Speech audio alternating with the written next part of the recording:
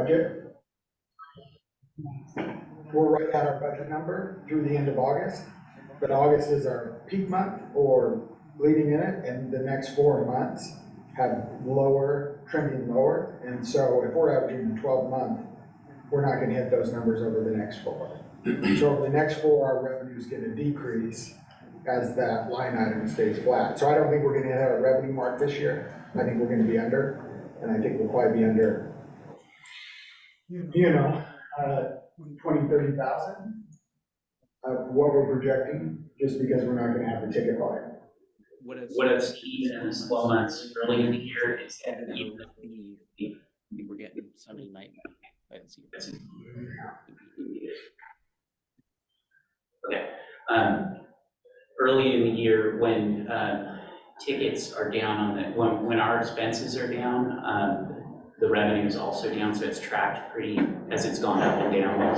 So we pay less based on fewer incoming tickets, and we get paid less on the fewer outgoing tickets. Does that make sense? So as it goes back down, they should track, hopefully. But the way our budget works out in percentages, if we're at 64% and we're at 64% of the year, and over the next 4 months, we're gonna have lower numbers of incoming and outgoing tickets, that revenue number is gonna be down. So our Gotcha. tracking is gonna keep going across. It's gonna be 80%, but our revenue number is not gonna stay at 80%. It's gonna come lower, because the next 4 months trend lower.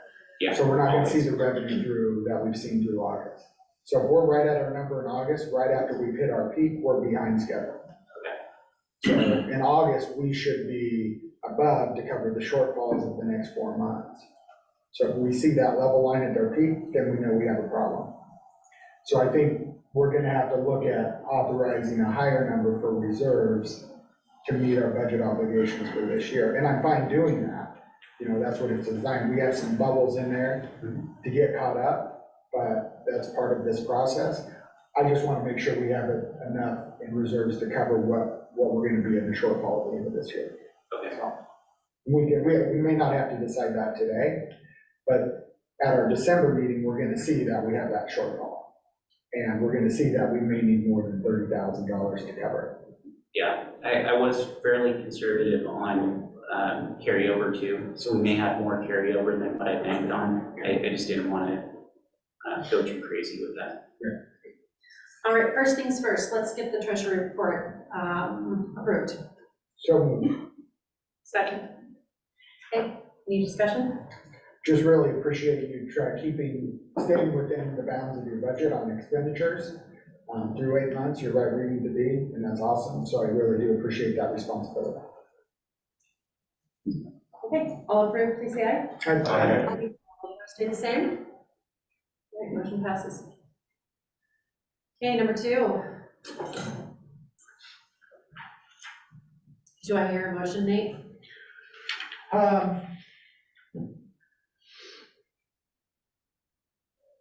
I would like to approve the 60,000. I would like to approve this motion, but change the 30 to 50 out of reserves to cover shortfall if necessary.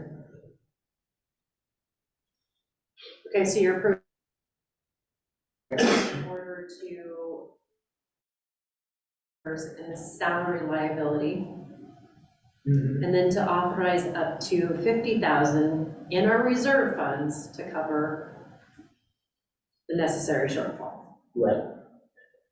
And that gets us through the end of the year with no outstanding liabilities. So that starts as 2024 claim. So we're not playing catch up again next year. Second.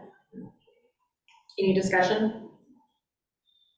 All right, hearing none.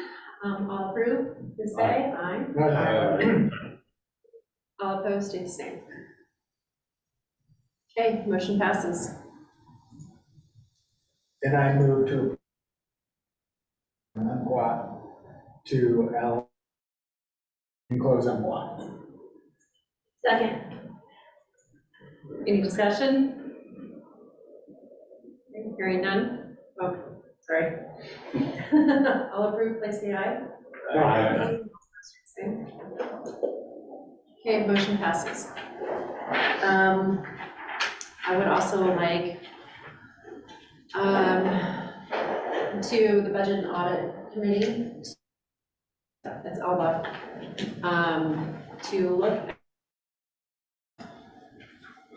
and to give us some sort of direction on if we are going to do an ongoing increase per year or for 18 months or whatever it may be, or we do some sort of what Josh said when it comes. Okay, go ahead, Jessica. Maybe we should evaluate the likely adopted 2024 budget based upon current and compare that to the anticipated revenue service tariff rates and ask budget and audit to address potential outcomes for shortfalls. That makes sense? I don't know if Should we- a motion to do that. Should we also have a look at what other state service tariffs are? Yes, That would be- that would be a The Budget and Audit Committee will look at this thoroughly and come back to the board with a resolution.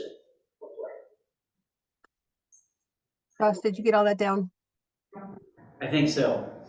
Are you asking me or Scott? Josh? Okay. Okay, so we do need a motion to actually send it to the Budget and Audit Committee. Oh, Sorry. Yes, yep, I'll second. okay. All right, any discussion? Any more discussion? All approve, please say aye. Aye. All opposed, state the same. Okay, looking forward to it. Sorry, who's seconding that? Lee. Okay. Go ahead, Nate. Timeline when you want information back? Like, are you saying over the next quarter, before December, you want to have a report from us? I would love a report in December, Okay. yes. If it's feasible. Oh, we'll make it happen.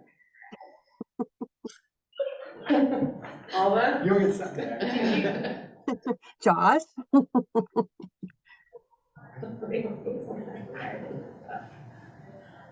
Josh, did you have anything else? No, that covers it. Okay, Alba? Thank you. So concludes our report, unless there's any other questions. Okay, moving on. Whew, okay, Board of Directors reports.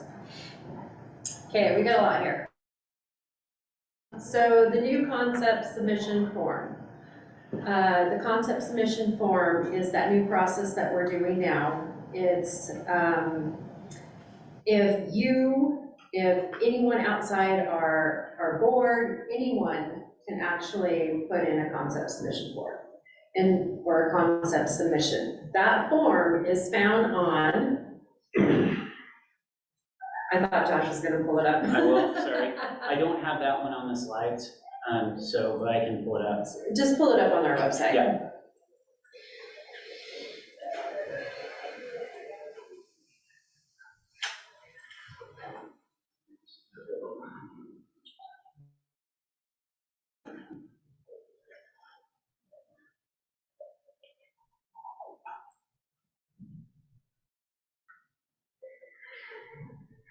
Okay. Oh, look at that, isn't it? So can you go back one more? Yeah, I And just just need to show- make sure that the people at home can see it. Okay, we're gonna show them where it's at on the You can see it website. now. Okay, so there are a few places on the website where you can see this. Can you show us, Josh? So right now it's in our carousel, so the first thing you should see when you go to Oregon811.com or digsafelyoregon.com, it should show up right up here, up front and center. And then if you go to meetings, concept submission form is the first option that you have on there. It's a drop down. And we've also been including a link to it in our agendas. And I feel like there's one other place we put it. There is on the main page. I think, yeah, concept submission form right here. Okay, so there are 3 different places you can find this form, and this form is essentially anything that you want to bring to the board, or anyone wants to bring to the board. It will be sent to Kitty and Josh. They will look through it, and, you know, it depends on what it is. Sometimes it will be sent off to OCC, other times it will come to the board. It depends on what, how it's filled out and whatnot. But when it comes to the board, we might be asking that individual that actually submitted it to come in and explain it. So it'll come to the board, give us an overview of it, and then what will happen is we will approve or deny it going to a committee. Okay? It's just a way to keep track and to keep us going, and it's a process instead of learning it all out. Any questions on that? No. Okay. Public meeting law. So just a reminder that we have to follow public meeting laws as a board. And with that, that means like any informal meetings, or let's say breakfast, we cannot strategize outside of our public meeting. Okay, so just be purview to that, and keep all of our strategizing in-house in here. Is that what you, yes, go ahead. Are we gonna get some state training for these updates? I think it'd be really helpful for somebody to come in and just spend half a day to walk us through our roles and responsibilities as a state agency, and how we, like last night, we're all sitting around the table, like we probably have a quorum there. And so like, what do we need to know to protect the board's integrity? Yes, Okay. I think that's a great idea. No, Tina? Our DOJ contact said with the 4 changes that are in your board packet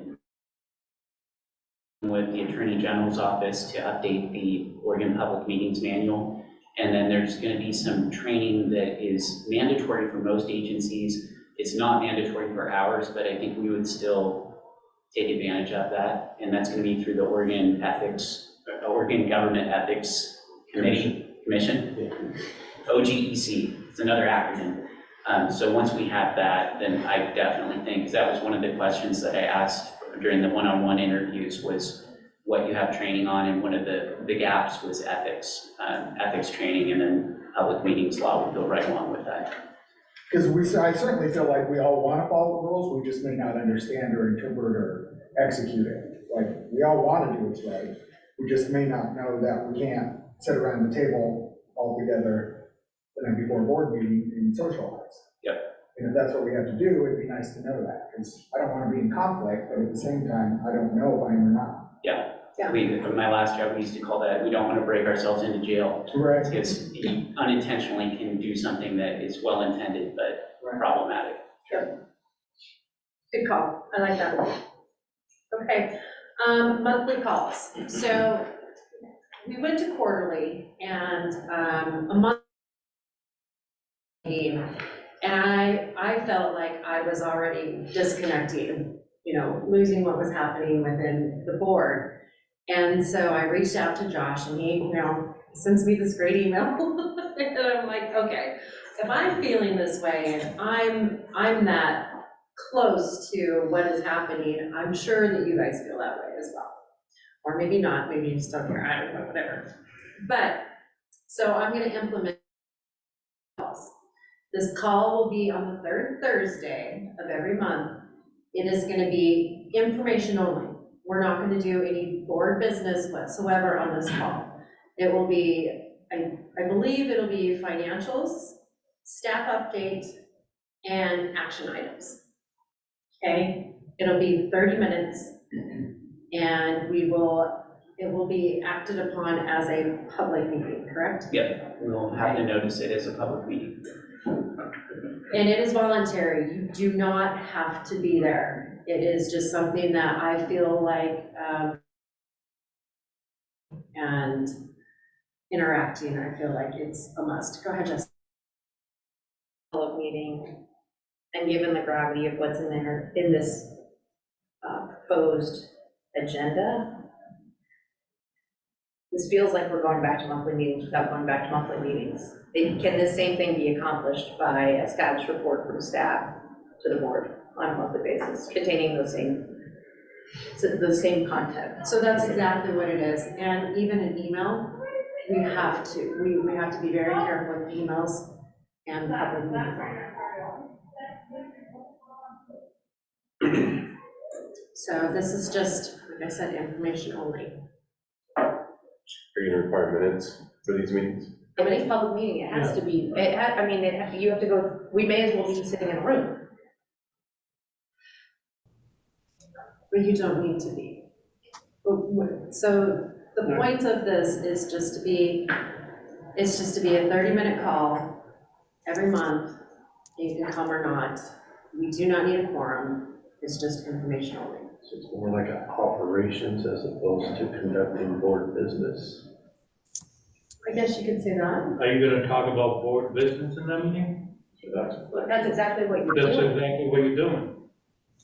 So how can you, I mean, I don't know, legally, can you do that? It's kind of same thing what Nate was saying, we don't even know if we can get a social before the meeting, but you want to do it official through a phone call with all the board members, but you don't want to have it. I don't know, legally, I don't know if it's So right. we're not going to be doing any board business, meaning there are not going to be any motions that are made. This is just information.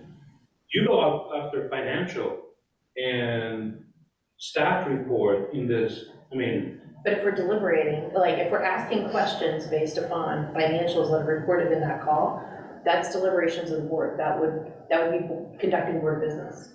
That has, you know, we just want to make sure we have legal and we don't. Essentially. then why not reduce it to a This is just a board meeting. I mean, you're creating a mini board meeting monthly, which is exactly what we wanted away from, was monthly obligations to do it. And I know it says voluntary, but I think we all have some buy-in here on the information that's being presented, because you don't want to miss it, have it talked about at the meeting and not have been to the mini monthly meeting and know what we're discussing. I don't know that this would have more impact than it would have a detriment to discussions that happen at the real meeting.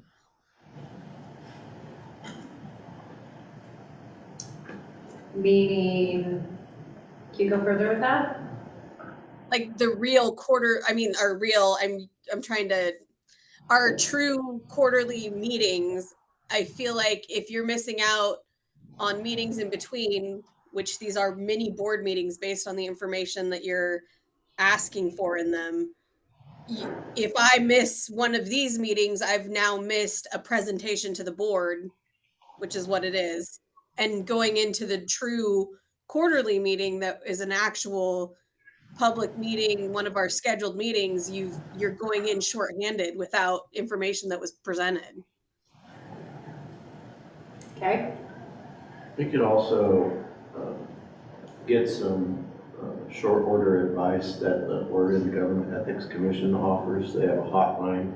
You know, they're familiar with our board, and you know, presenting what this concept is to them to get their advice would probably be appropriate as a resource, Josh. And I don't mean to step on your toes, but No, that's exactly what I think. that's the resource Yeah. that is available Mm-hmm. to us to answer these particular questions. And we don't need to wait for republishment of the guidance material, but this commission exists and has a hotline just for these types of concerns.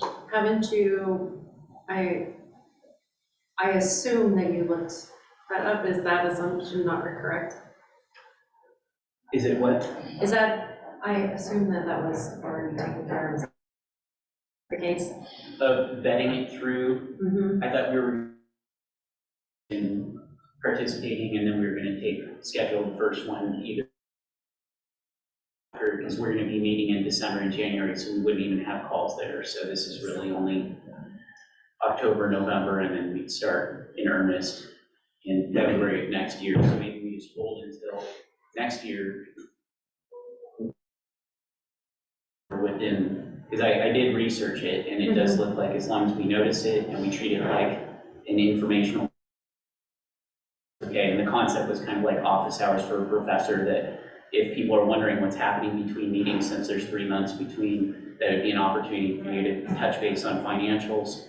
Because we, regardless of whether or not we meet or not, on that, so that you can stay abridged of it, but there's a number of different ways we could approach this. Go ahead, Nate. If we are noticing it though, we won't be able to do anything without establishing a quorum. So, We don't To need vote. one, though. No, well, actually, to convene. so we would at least have to, and so that's where it gets into the gray area. I mean, I like the concept of saying, hey, here's a chance to ask questions, here's a chance to get updates. But at the same time, we're kind of, creating what we were trying to avoid. And so, here's my thought, is instead of quarterly, every other month meetings, and that only adds 2 more meetings a year, that prevents us from having all days, having a full agenda and potentially having to cut off business because we run out of time at 3 o'clock. And it's at least until we transition. Maybe we go from monthly to every other month to quarter as Josh ramps up and we get more, if we're feeling that way. And have to establish a quorum before Josh can even give us a report, or he can send us out a packet every month that goes to everybody, and then we don't have to worry about it. But we can't schedule a call because we're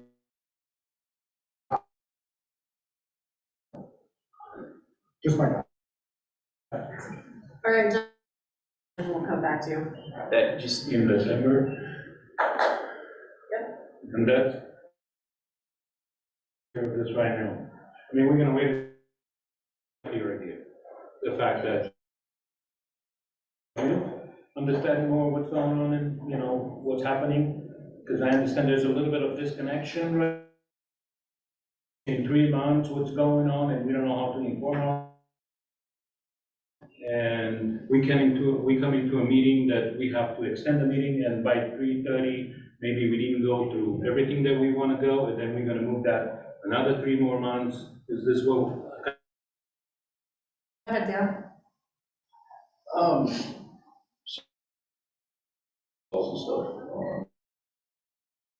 What people's thoughts were on the quarterly deal. Is that where we're headed with this? Is that what you've seen for results? Is it, there's a lot of disconnect? So that leads us directly into where we're going. Okay.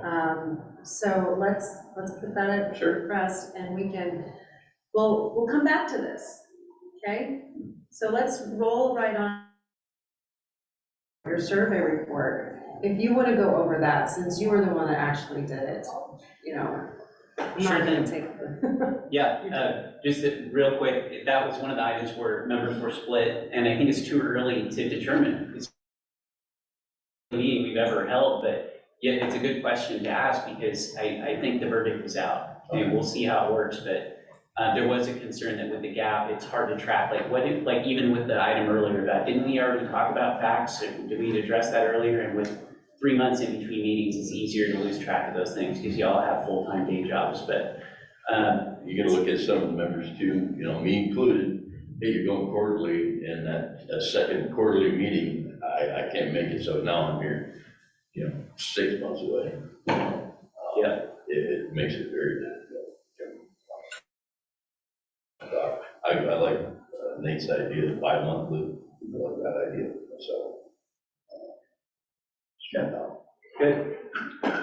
So I want to start by just thanking everybody for making time. I know some of you, it was really hard to carve out a chunk of time to answer my questions, but it was time well spent. You have the full findings in your issue summary in your board packet, so I'm not going to go through line by line. But just the whole idea was quantitative scoring, both before and after our first retreat. That was in Pendleton. Most of you were there for that. And we're comparing those scores now against where we're at today, or as of last month. So the idea is if we can measure it, we can manage it. And it both tells us where we're doing well and where we've made progress, and it tells us where we've still got work to do. So the idea is now that we've completed our strategic plan for the next 2 years, we're working on our budget for next year, we're figuring out our path forward, we're talking about like the quarterly, monthly discussion, things like that. What can we use out of this to inform our approach? So the quantitative results and the scoring ask the same questions I asked before and after Pendleton, and we saw a 10% increase in being able to explain OUNC in a quick sentence or two, 21% increase on having a shared vision, and I'd attribute that to both our Seaside conversations there, but also the completion of the strategic plan. So that's an 8.0 now. Confident in the direction of our organization. Dropped 2%, but I'd call that flat. It's essentially the same it was after our 0.2. Return on investment for our time and resources increased 16% to a 7.3. Numbers was a 7, which was at 11%. So across the board, good progress. But I think when you see 7s for return on investment and knowing my fellow board members, those are two, not red flags, but yellow flags. Have work to do, because if we can't as a board agree that we spend is not generating a return on investment, that's a problem. Because if we can't say that or we can't prove it, then what are people outside this room who are paying the bills? Owe it to them to do a better job of making sure that we understand and have buy-in and are rowing in the same direction towards proving that we have a return on investment for our resources. So some of the qualitative comments and themes I heard was we want to get to know our fellow board members better. Not fairly often was, I don't really know what their day job is or what they do and how it relates to damage prevention. So that's a very basic place in an organization. The tenor of the meetings came up with almost every one of the discussions, and the general consensus was that things have improved but could be better. Discussion in meetings needs to be more guided and focused was a very strong theme, that we don't have discussions that are unresolved that should be going to committee. Interest and concern about meeting frequency, that addresses what Dale brought up. And then better orientation and defined roles and expectations was a strong theme, and that's going to be increasingly important now that we're bringing on at least 4 new members before the end of this year, and another probably 5 members next year. So we have term limits. We've had a couple of board members. Unfortunately, Johnny Sapp is not with us today. He's moved on. He retired from ODOT and accepted a new position, so he sends his best. I sent along some comments in one of the recent scoops from him to all of you, but he sends his best regards, and Kitty's got a service plaque for him that we'll be getting to him. So a lot of changes with term limits and people either not continuing their terms or new members that will be joining us. So having those roles and expectations set from the beginning is only going to make us more effective. Forecasting and oversight was, and it was both in our planning and in our finances, that people want to see better forecasting and thinking ahead instead of not just looking at now and to the end of the year, but forecasting out further and anticipating some of the issues and needs in the future. And then collaboration and partnerships, looking to leverage the money that we spend and the time we spend with our member utilities and owner-operators and other partners and stakeholders. Some of the names that came up were like Associated General Contractors, NUCA, others that we can work with and leverage our training, our publicity efforts, our outreach, things like that. So top priorities, this shifted a little bit from the retreat. Data analysis was number 1, now it's number 4, and maybe that's because we've convened the committee and we're addressing it, I don't know. But public awareness, communication, and outreach was a strong number 1. Dealing with big laws and Oregon administrative rules was number 2. Training and education, number 3. Data, number 4. And then building strategic partnerships, relationships, and connections. And that was in order of comments. So then next steps, you can review the issue summary. There's a lot more detail in what I provided to you. And there's also just some free form comments at the end when I said, is there anything else that's on your mind? There's a lot of interesting comments from your fellow board members in there that I think would be interesting to you if you haven't looked at it. And then I think some of the questions I just wanted to pose for discussion that Melanie could lead, and this is ongoing. This is not just a one-time thing, just like our strategic plan is a 2-year vision and then thinking beyond that. This discussion is long-term too, but how do we define success as an organization? How do we prove return on investment, or do we all have agreement on how can we build trust and understanding as a board? How can we leverage our partnerships and industry connections, and what can we do to help our new members who are joining us in 2023, 24? You know, some of you have commented when you started, you got the packet, but not a whole lot of direction or explanation of expectations. So if you felt that way, we want to improve that for the next generation of board members so that we can continually improve that process as they come on board. So that's kind of the takeaways from that. And I'll leave that up there in case you want to refer to it. But those were the takeaways from those discussions. And I just want to thank you all again, not only for the time that you spent with those questions, but for your service, because the other common theme was that everybody has their heart in it. You can tell it wasn't just a check mark or something they were voluntold to do, that everybody's got a buy-in in this and wants to see us actually move the needle on damage prevention. That's it. Can you go back one? Yes. This one. Yeah.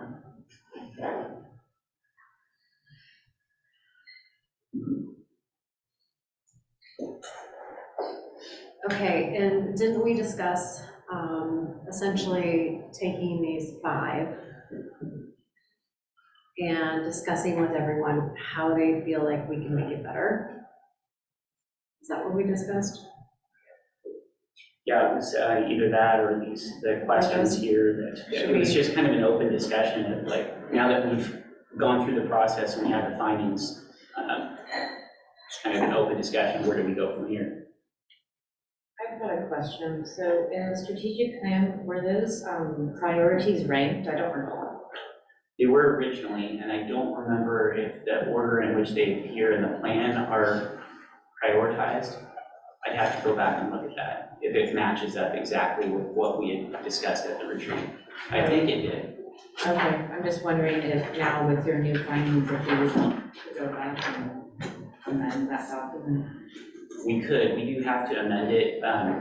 One of our members recommended, Kevin, that we take it to DOJ for review, and we did get some changes, so thank you for that suggestion.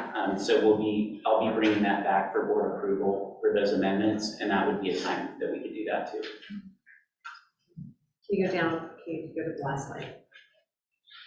So do you want to discuss these? This could be a discussion now or in the future. It's planting the seed of, like, here's where we go from here now that we went through this process. One question. Yeah. On the previous slide, on the training and education, for example, in Redmond tonight, that excavation training, how is that, just for my information, how is that relayed to the public? How does that get out to the contractors? What's the process? What are we doing? We send out a free format message through the call center that goes to all of the members. Okay, that's the same notification that, Yeah. okay. So like if we have a locate training, Josh's class, that's how we usually promote it to the members. And then we do social media posts. So with the training, with the education, when you look at the training, it's some trainings that OUNC has or provide. And then what we do through Petey and Josh, they try to end every other training that are available in Oregon. And we try to inform everybody where they are. We're not getting involved as much. It doesn't come from OUNC. It is a training that somebody else put it out. We just send that information to whoever. Relay the message. We just relay the messages to them, because if you look at how many trainings there are in Oregon every day about damaging, training, web, there's a lot of that as well, correct? So pretty much they're trying to catch those and send them to whoever, and we use Facebook, and we use all kind of, messages to send that information out. And Petey and Josh, they're the one that actually manage all that. But in the training and education, where we occur, we have a few programs, and, it's kind of hard, because it's all related to money. Everything that we do is related It's got a dollar sign over there. So at this point, what we can do, it's the locator trainings that we have, the safety excavation, the safety 101 that we have online, on our website, that is on and on all the time. So that's kind of where the training and education comes into and looking for this. And then from there, it's, do we want to do more training? Goes, yeah. Do we have the money for it? Yeah, do you have the money for it? No, we don't, because at this point, we actually narrowed down to $20,000. We used to have 60K in training and education, now we're down to 20. You know, if, I know we're relaying that message, you know if that message gets relayed in Spanish? Or, I mean, does it get relayed in Spanish for the Spanish population? I don't know, I'm just asking. Currently, just our excavator safety 101 course online that is free is in English and Spanish. I just look at, you know, the previous slide earlier, up there, for the number of locates, for example, Deschutes County. In the middle, probably, it isn't one of the highest, but it's in the middle there. And then when you see, we have 4 attendees at excavation training, it's like, you would hope that you'd have a better, you know, better people, more people in there. But I was just curious. I mean, locator training, sometimes we have 8, 9 people, that's all there is. And we continue to do that. I mean, we do our efforts to ask them to come in, but if they're not coming. Yeah, I mean, still, like you said, somebody's got a dollar amount, they're not gonna come there, you know. So you can balance this out and, just you as a member of the board, you can bring this word out to your excavator or whoever. We ask for $75 for a full day training, which is just cover pretty much the food and the drinks, the water and the room. A training like that is over $1,000. Right. So we cover a lot, we do a lot for that. So bring it out, that's out. Thank you very much. No problem. Is there any other discussion in regards to this? So let's talk about the monthly. Do we want to stay quarterly? Are we all good with that? No? I like Beats idea. Every bi-monthly? I'm on more aligned with bi-monthly. Bi-monthly, Just because I do get so disconnected, it's like. okay. So if we go bi-monthly, how does that affect the ability to piggyback on OUCC meetings quarterly? It's gonna change when the meetings land. Yeah, I think it would still land quarterly. Yeah. Right? Really, that's our business now. Just get it. There you go. We can, we can be selective as to if you did January, then March, May, we could do, when do we have to do May? Basically, we're gonna end up in the middle of. Right, that's what I thought, which it's convenient for some members to be able to go to both those meetings. Yeah, I would suggest to the OUCC that we continue to find a date that lined up with OUNC's schedule. And quite frankly, Kitty does our logistics scheduling anyway, so I think that's an overcome. I've also had trouble committing the time to attending meetings when they're more frequent. The quarterly gives me a better mechanism to commit the time to actually be here in person and participate on a more regular basis. Okay, Jessica? Did we discuss the idea of, first of all, Josh, doing some research on whether or not we can do some form of communication outside of our regular board meetings? Now we're back to talking about, should we change the frequency of our board meetings? Were we addressed what we've already asked staff to address? That's my first issue with this discussion. My second issue with this discussion is we decided this as a board for 2 reasons. Number one, staff needs time between our meetings to get work done. And they were no more than getting finished with being at a meeting, and then they needed to start preparing for another meeting. The shorter time period we have between meetings, the less likely we're gonna have as robust a discussion during our board meetings. Thirdly, we are referring a lot of stuff to committees, and committees need time to work between board meetings. That was the whole notion of us going to quarterly, is that would provide 2 months during which committees could take their work forward. So I guess I'm really confused as to how we've had this conversation, we've circled around it, and now we're back having it again. if we're not gonna make a decision and move on from it and like give it a time to work, I don't know what we're doing here. Well, so the disconnect I found in this past 3-4 months, I figured it was the same with everyone else. That's why the conversation of a monthly informative meeting came up. So I just wanted to see how everyone felt in that last, from June until now. Have you forgot everything we talked about? I was gonna say, like some, I missed one of the quarterlies because I was out of town and other commitments and that, and it does leave a gap.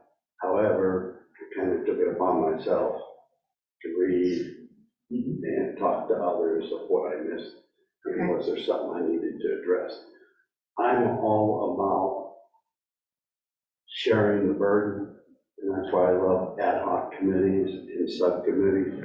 So when they come up here with their recommendations, unless there's something glaring that I can recognize, that's the work they've already done. It's kind of like, yes, I accept that and move forward. Going back to us trying as a board to do more of the committee meeting,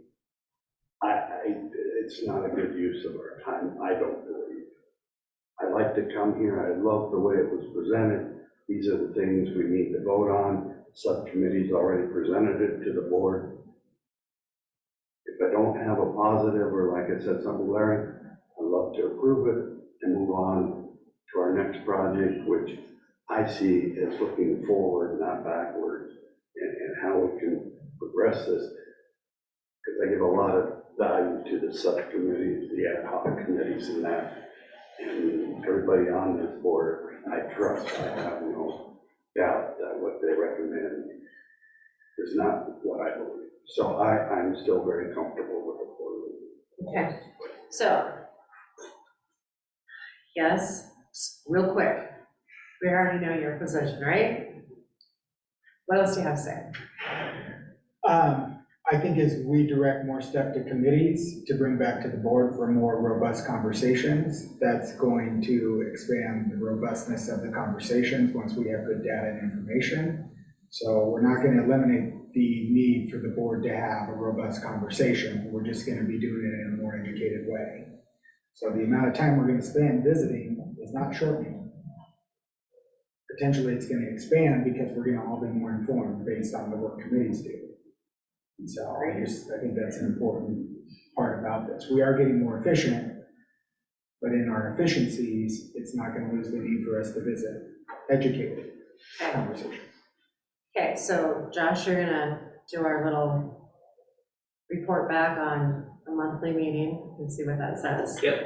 And then let's schedule out this year for quarterlies, see how it goes, and we can reconvene this conversation maybe at this time last year, or next year, sorry, and see where it happens. Maybe we want to go every other month. But let's wait it out a little bit longer. Jessica had a good point too, just because we haven't done this long enough. We don't know what Josh and Kitty's feelings are, whether they can accomplish all the homework, right, in between. Yep, perfect. Okay.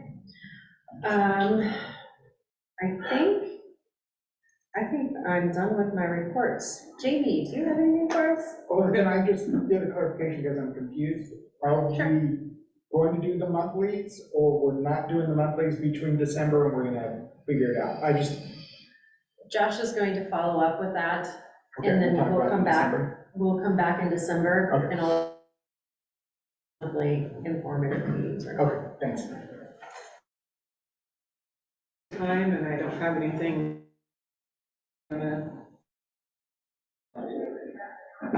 Okay. For the sake, so again, for the sake of time, there's a time thing there. Paula, do you have something? I do not have anything at this time. I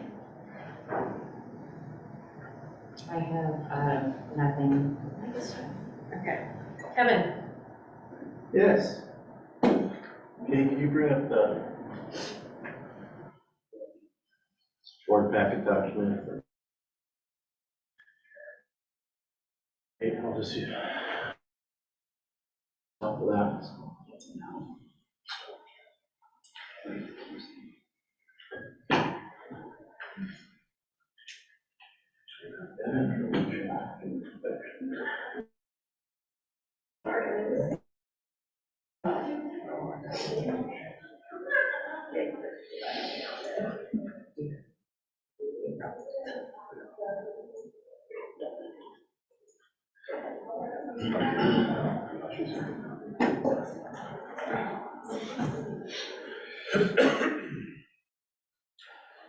Okay, so I presented this back in May.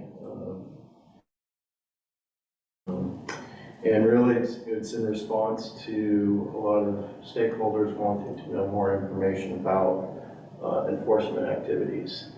And only report out to our federal partners on our efforts for enforcing phone call laws and updating them. We are audited in that sense, the commission. And based on items that you guys all had, we had to retool some of the things and be able to report out what we're doing. And so the following is a series of slides and information that is what is reportable out based on what.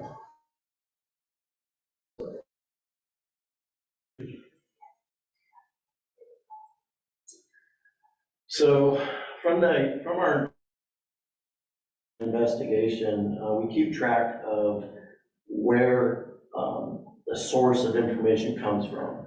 And so as you can see, natural gas is a leading source for our investigations, followed by excavators and then also staff, PUC staff, initiating an inspection or investigation based on our findings out in the field. So in 2022, as you can see, natural gas submitted the most, and followed by PUC staff coming in third. So the groups that can report, or excuse me, information is obviously the excavation community, the locators, the electric utilities, natural gas utilities, PUC staff or Oregon OSHA, and then telecommunication. Let's scroll down. Facility types that are typically involved with our the source's main concern is gas. Scroll down. Here we took, we're keeping track of the root issues that we investigate. And if this looks familiar, at least on the left, we use the same graphic logic that the CGA uses. And just to see where we map out with what root issues we are investigating. And it pretty much aligns with the CGA damage causes. So in this sense, we just kind of measure this and have a discussion with our federal partners on what we're investigating and so forth. Next page. Here we slice out what the enforcement action or reinforcement action was as a result of the investigation or inspection. We categorize these as dismissal, non-enforcement, warning or advisory, an enforcement action, and an Oregon OSHA referral. And within those categories, we also keep track of the root issue that has been essentially aligned with that enforcement action. So for dismissal, at the very top there, no locate request. So we had a complaint or investigation related to that root issue, but we ended up dismissing that. And that just kind of maps out where those fall in the buckets with, as we look at, as we do investigations. This graph, I picked up on something on the CGA's dirt report in 2020.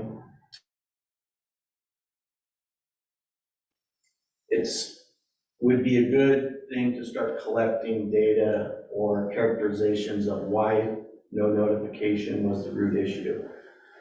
And we did not collect any data during our investigations that met that, but we're going to try to do that going forward. And that could be something to the effect of, software was exempt, I wasn't digging deep enough. What are the reasons that there is no notification? And if we can provide any insight on that, we're happy to share that with you guys as we do investigations. Next slide. So here is a representation of the enforcement or reinforcement action that we did with no notification. And so with our enforcement, kind of goes all over the place, whether it's an enforcement, OSHA referral, or warning. And I believe OSHA referrals were the leading bucket that those landed in. And they share our vision on making sure that not only utility safety is part of the discussion, but worker safety and health. And so there are partners in that regard. In order to recommend to industry stakeholders, best practice categories. And through that, the most frequent best practices that come up for no notification are listed there on the left. And really, we highlight those because the CGA provides some really good narrative and plain language justifications for preventing damage. And so we'd like to highlight those whenever we can. Excavation practices, root issue. So again, we keep track of the root issue behind the particular excavation complaint or investigation.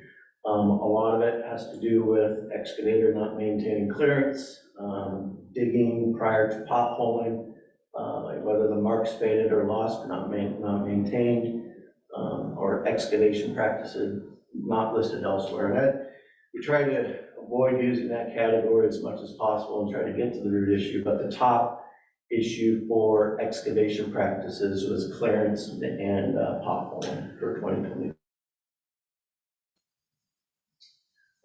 And for that particular root issue, this is where our enforcement landed. And we had several OSHA investigations in this for excavation practices, as well as for maintaining marks. So, and we had quite a few dismissals as well. Dismissals meaning that there wasn't enough information to pursue an enforcement action, but we do try to share best practices, learn whenever we can, just to get it done.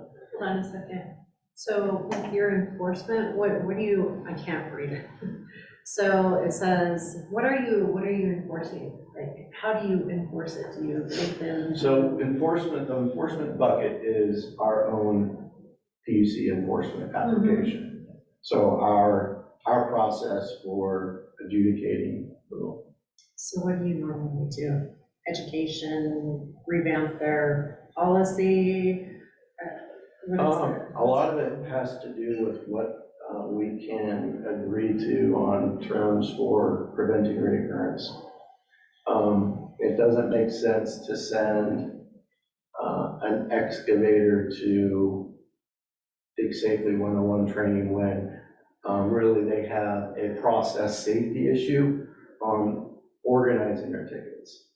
So when we're doing an investigation, we're also asking for additional information that might leverage some opportunity to get to the root of the issue.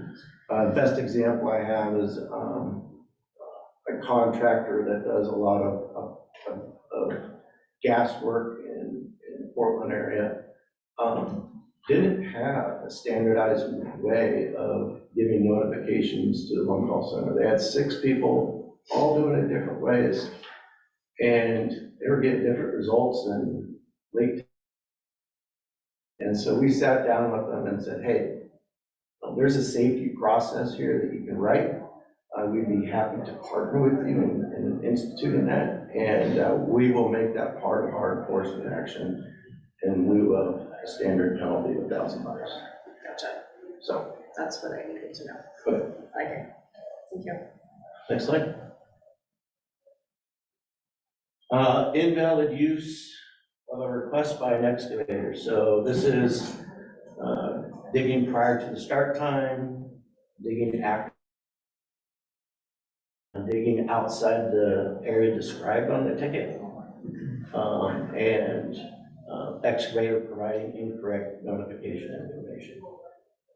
The largest issue that we saw in this category for invalid use or misuse of the one call notification was an excavator digging beyond the expired ticket.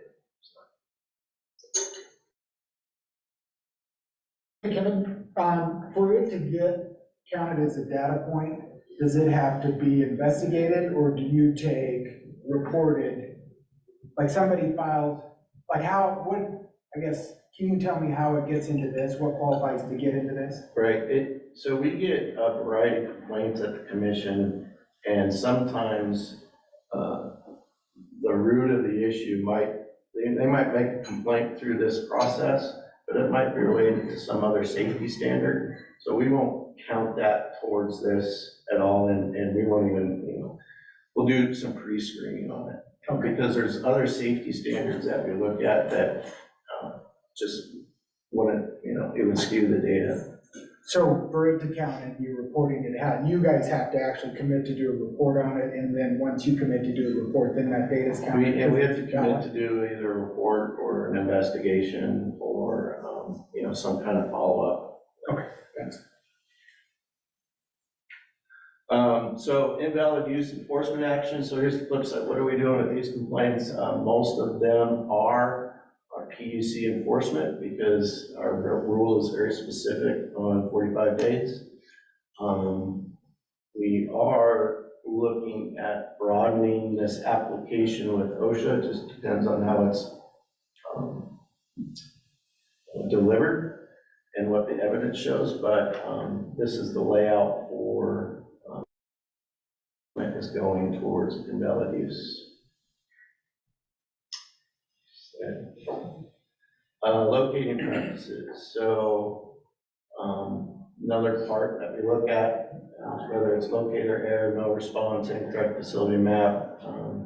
These are all the root issues that CGA has, or excuse me, root causes for damages. And again, we are bucketing them as appropriate when we come across our investigations, and we are finding it's a better way to communicate. So in 2022, locator error and not marked or incomplete marks were noted as the main issues during inspections and investigations. So, again, most of this has to do with the PUC safety standards that we've adopted. It's not an OSHA bit, so they don't look at locating practices. So we handle most of these in-house. One of the things that we highlighted out of all the complaints is that facility owners and their operators or their representatives, they need to develop sufficient forecasting methods and plan for future workloads. So if you're contract locator and digging season's coming up, and are they sufficiently staffed? Are they healthy enough to meet the demand? What is the backup or plan or contingency plan to meet that demand? Are you as a utility, do you have a plan?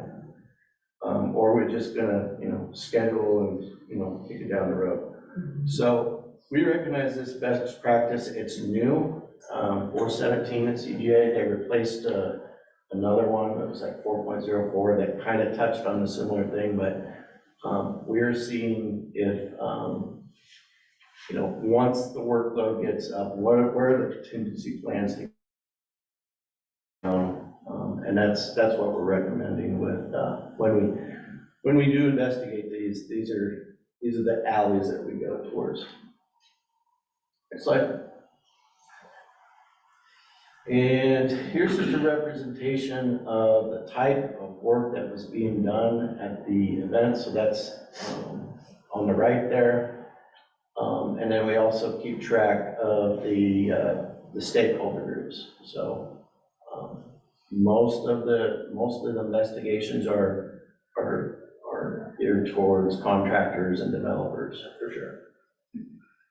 And again, the type of work that they're doing is on the right there. Next slide. Let's see, this one is mostly about the types of equipment involved. So no surprise, we have backhoe there that's usually involved in our investigation. We recommend that employers train their employees on acceptable safety methods to avoid facilities. That's an employer responsibility on training and making sure that they have employees that are trained on how to safely operate equipment. And there's also some CGA best practices that support that as well. Next slide. And then the rest is just a rundown of the more granular information on per investigation. So if you scroll down to the first one there, it is the detailed information about what was done during that investigation, what our findings were, what the enforcement action type was, the UCC zone as far as the location, and then more importantly down there, as we highlight best practices to prevent reoccurrence, we adopted the CGA, we stole their icons. So purple, green, orange, all of this is relatable to, is already highlighting a best practice during our investigation. It's brought up front and center for consideration and review. Perfect. Yeah. Thank you. You're welcome. Yes, I think that this report can be used in multiple committees, and that would be great. So, all right. I just want to bring this up. It's lunchtime. Do we want to, we have a few options. So we can just take a break, 20 minutes, eat our lunch, or I was thinking we could take a break, grab our lunch, and then continue on with the meeting. What would you guys like to do? I prefer working lunch. Yeah. Working lunch? Okay. All right, so I'm gonna give you about 10 minutes. So, well, let's say 12 minutes. We'll be back at 12:20 and we'll continue on with the staff report. Okay? See you in 12.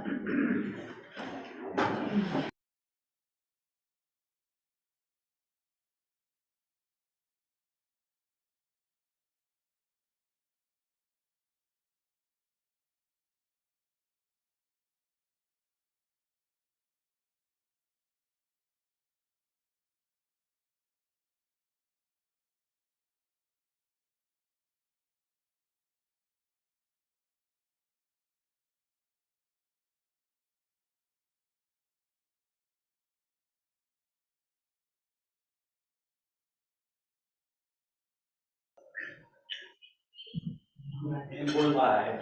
All right. Thanks, Josh.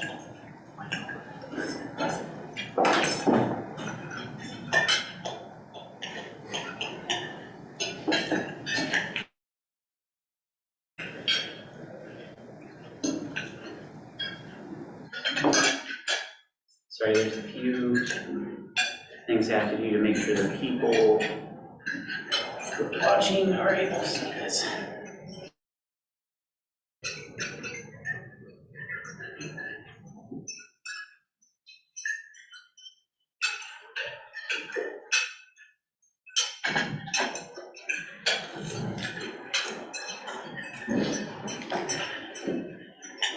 Okay, are those who are participating remotely able to see my screen? It should say Executive Director's Report. Yes. Awesome, thank you, appreciate it. We see the agenda. Oh.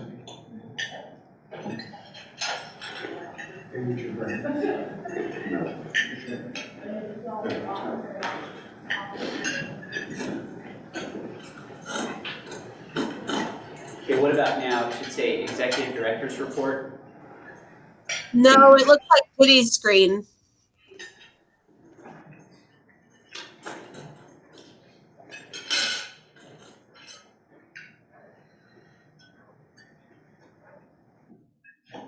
It says your screen sharing is loading on yours.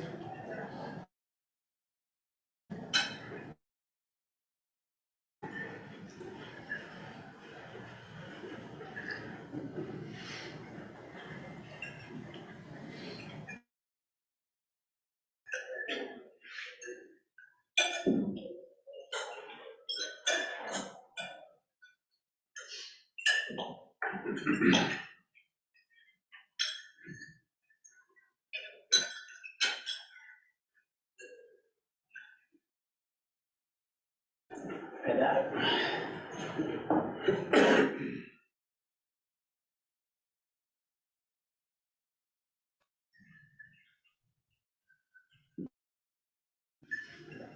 Okay, what about now?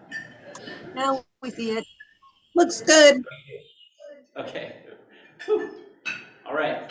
So a lot of what I had in my report we've already discussed and given into the meeting. I'm just going to breeze through real quick. So the big one on this page was recruitment with the governor's office of executive appointments. There's review pending for 3 of our 4 seats currently, and then more pending for October. So my hope is that we'll have at least 4 new members with us for the December meeting as voting members.